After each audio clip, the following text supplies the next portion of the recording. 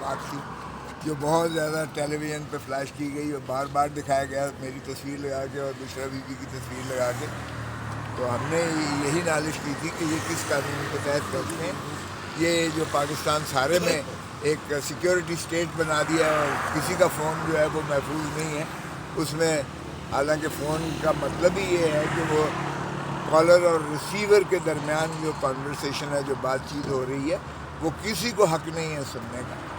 اور یہ اب 25 کروڑ عوام کو انہوں نے مقید تو کر دیا ہے, لیکن انہوں نے میڈیا پر بھی اس طرح سے انٹرفیئرنس کی ہے کہ ہماری کالز جو ہے, آڈیو ویڈیوز کالز جو ہے, اس میں بھی یہ گھس جانے کی کوشش کرتے ہیں اور پھر جو ہے اس کی مشتہری منادی کر کے اس پہ جو ہے پھر یہ بار بار ٹی وی پہ چلاتے ہیں, چینلز پہ چلاتے ہیں.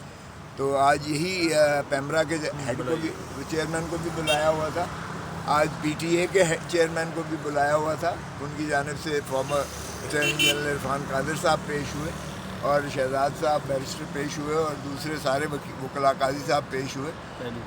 ٹیلی کام اور پی be a Pakistan Broad casting ایسوسی ایشن سے اور پھر فیصل صدیقی صاحب پیش ہوئے تھے.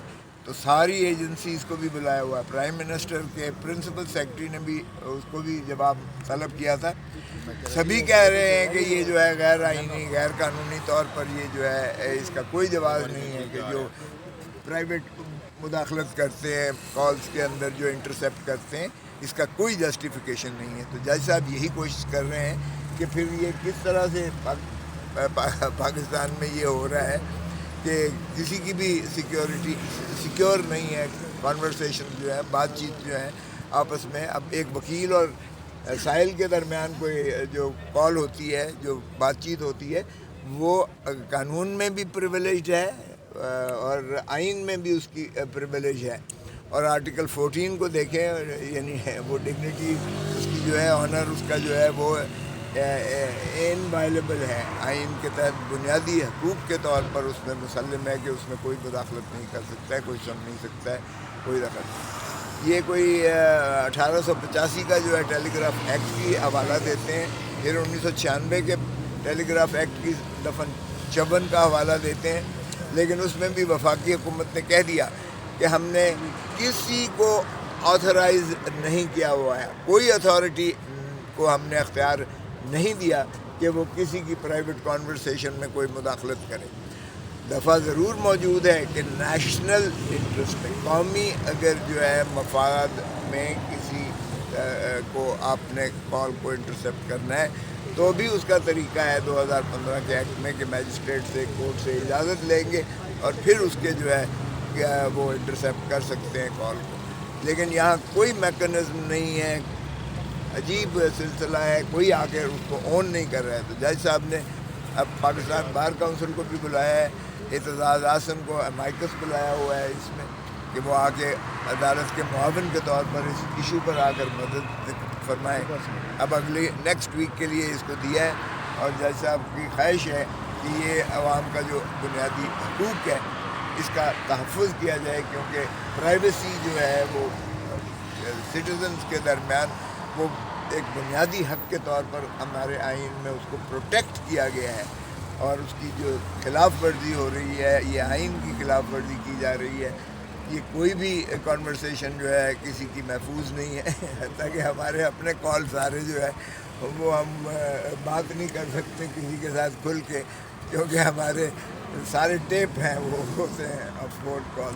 اب وہ کس قانون کے تحت, کس میکانزم کے تحت, کون اس کی اجازت دیتا ہے, کوئی مادر پدر آزاد سسٹم ہے, کوئی پھر اس میں گرفت بھی نہیں ہے. قانون کا اطلاق اس انداز سے کوڈ آف کانڈکٹ تو بنا دیتے ہیں یہ, لیکن اس پر عمل داری نہیں ہوتی. تو یہ ایک بدقسمتی سے بنانا ریپبلک اس ملک کو بنا دیا ہے.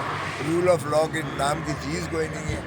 جج صاحب اپنے سے ہی کوشش کر رہے ہیں, اللہ کرے کہ یہ ایسا فیصلہ جامع قسم کا ہو کہ اس میں جو ایجنسیز اور دوسرے جو اتھارٹیز ہیں, چاہے وہ ٹیلی گراف ایکٹ کی ہیں, چاہے وہ براڈ کاسٹنگ ایسوسی ایشن کی ہیں, چاہے وہ پیمرا ہے, اور چاہے وہ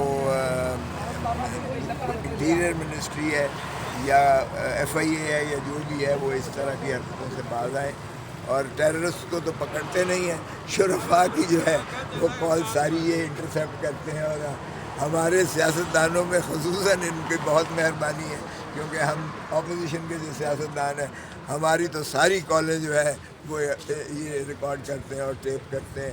کس قانون کے تحت کرتے ہیں؟ وہی قانونی میکانزم. کون اتھارٹی کرتی ہے؟ سارے یہاں ہاتھ کھڑے کر کے کہتے ہیں کوئی اتھارٹی کسی کو نہیں دیا گیا. تو کوئی مانتا نہیں ہے تو پھر یہ کیسے چلتا ہے، کیسے انٹرسیپٹ ہوتا ہے، کیسے یہ جو ہے روز فون ٹیپنگ ہوتی ہے، اور کس میکانزم کے تحت یہ ٹیلی ویژن پہ چلاتے ہیں. آپ کسی جو ہے ظاہر ہے کہ قانون کا، ہمارا ملک کا آئین اور قانون پر عمل داری کرنا لازم ہے، اور اس لیے جو وائلیشن ہوتی ہے اس کا جج صاحب اپنی تحقیق کرتے ہیں. فضل صاحب بتائیے گا، خان صاحب سے ملاقات 2 ہفتے بند کی گئی تھی، آج اس کا کیس لگا ہوا ہے. اگر آج خان صاحب سے ملاقات کی اجازت نہیں ملتی تو پھر پی ٹی آئی کا کیا سٹانس ہوگا؟ دیکھیں پی ٹی آئی کا تو بڑا واضح سٹانس ہے کہ یہ غیر آئینی ہے، غیر قانونی ہے. نہ جیل مینول میں اس طرح کی کوئی قدغن اور بندش لگائی جا سکتی ہے، نہ آئین میں ہے، نہ بنیادی حقوق میں ہے، نہ انسانی حقوق میں ہے، نہ دنیا کے کسی قانون میں. یہ جو ہے یہ صرف ظلم جو ہے پی ٹی آئی کے ساتھ ہی کیا جا رہا ہے. یہ 9 مئی سے 9 فروری میں آ کے منتج ہوتا ہے. ہم نے تو کہا ہے کہ ایک کمیشن جو ہے جو بٹھایا جائے، ہائی پاورڈ سپریم کورٹ کا کمیشن جو اس چیز کو دیکھے. 45 سال ہمیں انتظار نہ کروائی جائے. بھٹو کے کیس میں 45 سال بعد انہوں نے کہا ہے کہ ناانصافی ہوئی ہے. تو ہمارا بھی جو عمران خان کو پابند سلاسل کیا ہوا ہے، اس کا بھی جو ہے بالکل ہونی چاہیے جوڈیشل کمیشن کی. کیا 9 مئی بھی ایک آرکیسٹرڈ ڈرامہ تھا جو صرف ایک اور حرد العزیز قائد کو جو ہے عوام سے منقطع کر کے اس کی پارٹی کو جو ہے تتر بتر کر کے بکھیرنا مقصود تھا، اور جیتی ہوئی پارٹی 8 فروری کی جو ہے وہ 9 فروری کو فارم 47 کے ذریعے اس کو جو ہے پس پشت ڈال دیا جاتا ہے، اور جو ہارے ہوئے ہیں ان کو وزیر اعظم بنا کر اور بندر بانٹ سارے ریاستی عہدوں کی کر دی جاتی ہے.